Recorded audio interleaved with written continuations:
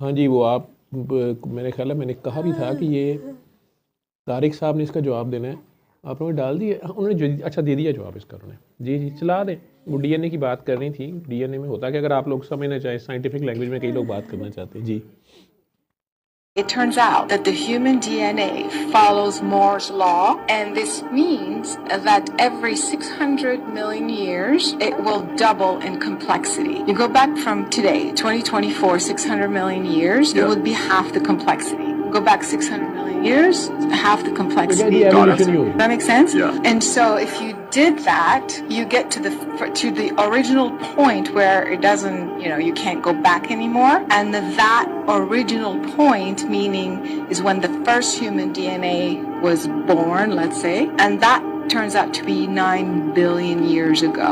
So if the human DNA is 9 billion years old, but planet Earth is how old? 5 billion years? This means that the human DNA is older than the planet. Wow. So where was it? That's proof that the human DNA existed somewhere else. Interesting. And was implanted on planet Earth. ये इनकी अपनी calculation है। ठीक है, वो आप में से जिसने भेजा हो तो बड़ा एक्साइटेड था। देखें, वो मान रहे हैं कि इंसान कहीं और से इधर इम्प्लांट हुआ है, घुस बैठी है, इंसान कहीं और से आया है, पहले भी था।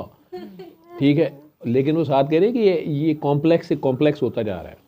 ठीक है, वो फिर आपको एवोल्यूशन भी माननी पड़ेगी। कल को कुछ और निकाल देंगे, फिर आपको वो भी मानना पड़ेगा। आपको अपने ईमान के लिए, कुरान के लिए इन चीज़ों के प्रूफ की ज़रूरत नहीं है। ये सारी की सारी हाइपोथेटिकल हैं ज़्यादा से ज़्यादा।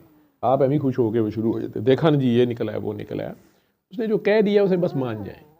हाँ, आप गौर करें, साइंटिफिकली उस पर चलें, लेकिन जहाँ जैसे उसको ये कहते हुए मसला हो रहा है, लेकिन वो कह रही है that means human DNA was born.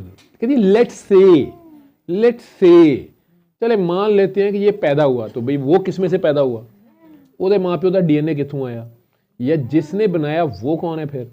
फिर आप कहेंगे वो कहाँ से आया?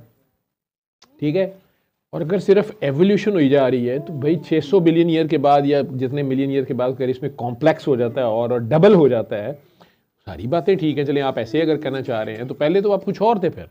ठीक है, सो ज़मीन की, अर्थ प्लेनेट की तो आप साइंटिफिक एज निकाल रहे हैं 5 बिलियन ईयर्स ये कह रहे हैं, और ह्यूमंस की उसके ऊपर वैसे जो आसार हैं आने के, वो साइंटिफिकली उससे कम के हैं। लेकिन डीएनए वो बहुत पीछे है, तो उससे पहले वो कहीं और था। ठीक है, जो भी था, लेकिन इस तरह की बात